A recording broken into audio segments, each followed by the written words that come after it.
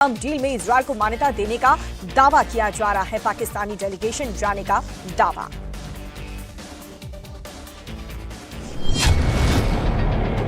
क्या इजरायल से ईरान बच गया और पाकिस्तान हार गया? इस वक्त पाकिस्तान और इसराइल के हवाले से बड़ी खबरें गर्म हैं और ये तफसीलात अब सामने आ रही हैं कि शायद पाकिस्तान ने इसराइल को तस्लीम करने के हवाले से ताकतवर मुल्कों को यकीन दहानी करवा दी है। क्या पाकिस्तान इजराइल को मान्यता देगा? अब्राहम अकॉर्ड में शामिल होगा? हम एक मरतबा फिर ये वाजे करना चाहते हैं, हुकूमत से बिल्कुल कहना चाहते हैं कि इस तरफ सोचें भी नहीं और जो लॉबीज भी ये काम कर रही हैं उनकी हौसला शिकनी करें और पाकिस्तान में कभी भी इसको कबूल नहीं किया जाएगा। क्या पाकिस्तान फिलिस्तीन को धोखा दे रहा है? चाहे तमाम के तमाम जो गल्फ कंट्रीज हैं, अगर वो इजराइल को तस्लीम कर लेंगे तब भी पाकिस्तान नहीं करेगा, क्योंकि हम फलस्तीन के लोगों को धोखा नहीं दे सकते। जो मुल्क इस्लाम के नाम पर बना, जिस मुल्क में सुबह शाम इजराइल का विरोध होता है, जिस मुल्क की सियासत एंटी इजराइल है, क्या वही पाकिस्तान इजराइल के सामने झुकने को तैयार है? पाकिस्तान में एक नया दावा किया जा रहा है। आसिम मुनीर ने ईरान को एक बार नहीं 2 बार धोखा दिया। पहले वो ईरान के खिलाफ अमेरिका के साथ खड़ा हुआ, अब मुनीर इजराइल को मान्यता देने की तैयारी कर रहे हैं।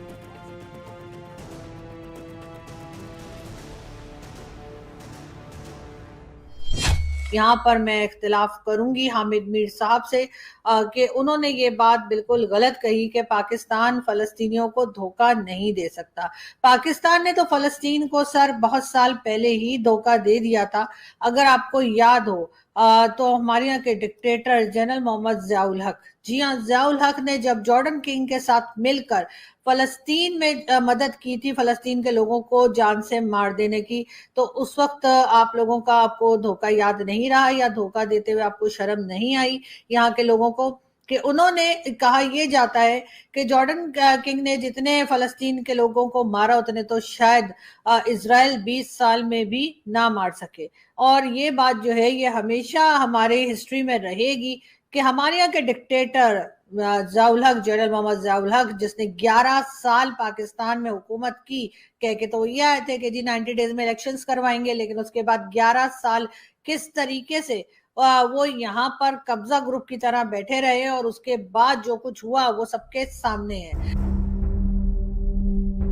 पाकिस्तान पर अब्राहम अकॉर्ड मानने का जबरदस्त दबाव है। पाकिस्तान अमेरिका की डील अब्राहम अकॉर्ड पर टिकी हुई है। पहले यह समझ लीजिए कि अब्राहम अकॉर्ड है क्या।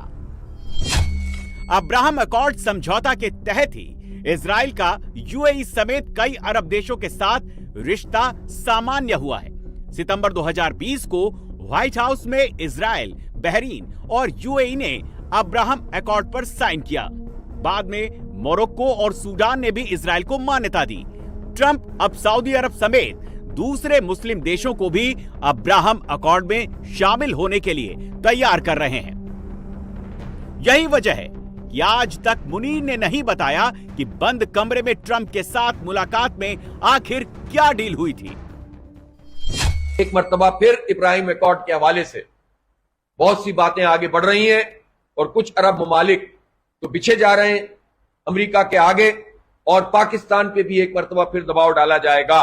इंडोनेशिया, मलेशिया, पाकिस्तान, और यह कोशिश की जाएगी कि यहां एक ऐसी लॉबी एक मरतबा फिर ये गुफ्तगू करना शुरू कर दे कि भाई अगर हमास खत्म हो जाए तो इससे क्या फर्क पड़ता है, और अगर इस अकॉर्ड में हम आ जाएंगे तो हमारी मईशत बेहतर हो जाएगी। हम एक मरतबा फिर ये वाजे करना चाहते हैं, हुकूमत से बिल्कुल कहना चाहते हैं कि इस तरफ सोचें भी नहीं और जो लॉबीज भी ये काम कर रही हैं उनकी हौसला शिकनी करें और पाकिस्तान में कभी भी इसको कबूल नहीं किया जाएगा। कम से कम मैं अपनी पार्टी की तरफ से यह कहता हूं कि अगर कोई कश्मीर या फलस्तीन का सौदेबाजी करेगा या इसराइल को तस्लीम करने या इब्राहिम अकॉर्ड को डायरेक्टली या इनडायरेक्टली फेवर करने की बात करेगा, जमात इस्लामी अवामी सतह पर उसकी मुजाहिमत करेगी और ऐसी मुजाहिमत करेगी कि इनको पता चल जाएगा कोई भी हो और कितना भी ताकतवर हो, इस पर कोई सोचे भी नहीं। ऐसा पहली बार नहीं है जब पाकिस्तान फिलिस्तीन को धोखा देगा। जब इमरान खान पाकिस्तान के वजीर आजम हुआ करते थे, तब बाजवा के कहने पर पाकिस्तान का एक और डेलीगेशन चुपचाप इजराइल पहुंचा था, और अब मुनीर ने पाकिस्तान पर कब्जा कर लिया है तो दूसरा डेलीगेशन इजराइल जा रहा है। नाज़रीन, पाकिस्तान इसराइल को तस्लीम करने जा रहा है और बराह रास्त ये इसके लिए मैदान बनाना शुरू कर दिया है। अंडरग्राउंड तो वैसे भी बहुत सारे ऐसे सबूत हैं कि पाकिस्तान इसराइल के साथ ताल्लुकात बहुत हद तक इस्तार कर चुका है, लेकिन अमली तौर पे, ऐलानिया तौर पे अभी तक ऐसा मुमकिन नहीं हो सका। पाकिस्तान की एक सहाफ़ती कम्युनिटी ने इसराइल का विज़िट किया और इस पर कोई सख्त एक्शन ना लेना इस बात का सबूत है। पाकिस्तान की मजहबी जमातों के डर की वजह से और उनके खौफ की वजह से, जैसे कि तहरीक लब्बैक पाकिस्तान सरफरिस्त है, जमात इस्लामी है, इसके अलावा मौलाना फजलुर रहमान एक बहुत बड़ा उनके आगे एक तूफान बन के खड़े हुए हैं इस मामले में। अब वो भी यहाँ पे नरम होते दिखा। इब्राहिम मुआहिदी पर उनका कोई जो रद्द अमल सामने नहीं आया। जिस मुल्क के पासपोर्ट पर इजराइल जाना मना है, वहां के लोग इजराइल पहुंच कैसे जाते हैं? पाकिस्तानी पासपोर्ट के साथ इजराइल की यात्रा मना है। इजरायली पासपोर्ट को पाकिस्तान मान्यता नहीं देता, यानी कोई भी इजरायली पाकिस्तान नहीं आ सकता। लेकिन पाकिस्तान पैसों के लिए अपना ईमान कभी भी बेच सकता है, और इस बार भी ऐसा ही हो रहा है। इस वक्त अक़वाम मुत्तहिदा के पाकिस्तान और सऊदी अरब समेत 28 रुकन मुल्क ऐसे हैं जो इसराइल को तस्लीम नहीं करते। इन ममालिक में 15 तो अरब लीग का हिस्सा हैं, 10 गैर अरब मगर मुसलमान हैं। शिमाली कोरिया समेत ऐसे 3 गैर मुस्लिम मुल्क भी हैं जो इसराइल को तस्लीम नहीं करते, मगर उनकी वजूहात सफारती नोयत की हैं, मजहबी नहीं। अगर सऊदी अरब अब्राहम अकॉर्ड का हिस्सा बनता है तो इसका मतलब है कि अरब लीग के बेशतर मुल्कों के अलावा पाकिस्तान और बांग्लादेश पर भी इसराइल को तस्लीम करने के लिए दबाव बढ़ जाएगा। पाकिस्तान में जब भी तख्ता पलट होता है, उसके पीछे बहुत बड़ा मकसद होता है।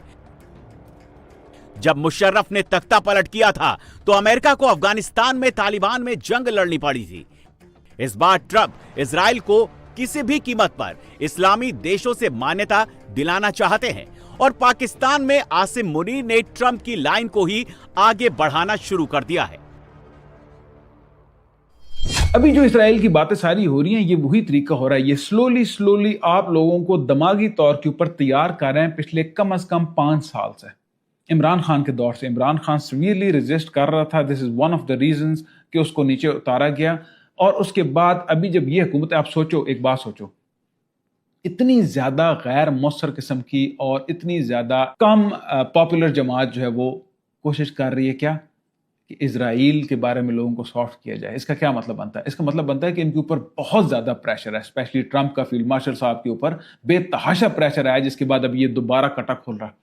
और ये कटा इसलिए खोल रहे हैं कि ये स्लोली एक एक करके गिरा खोलेंगे, और एंड पे जब कटा खोले तो वो जो रीच है, अवाम का रीच है, इनके ऊपर ना चढ़ दौड़े। क्योंकि आप सोचो, पूरे पाकिस्तान के 70, ये भी वैसे सही फंसे, अल्लाह ताला ने सही फंसाया इनको। 70-75 साल की तारीख में पाकिस्तान की सारा नैरेटिव ये रहा कि यार इसराइल को नहीं तस्लीम करना। उसके ऊपर मुल्ले मलवंडे जितने हैं, बहुत सारे 2 नंबर किस्म के लिबरल्स भी हैं, हमेशा लोग इनके साथ जितने काम करने वाले लोग हैं वो सारे इस चीजों के खिलाफ रहे।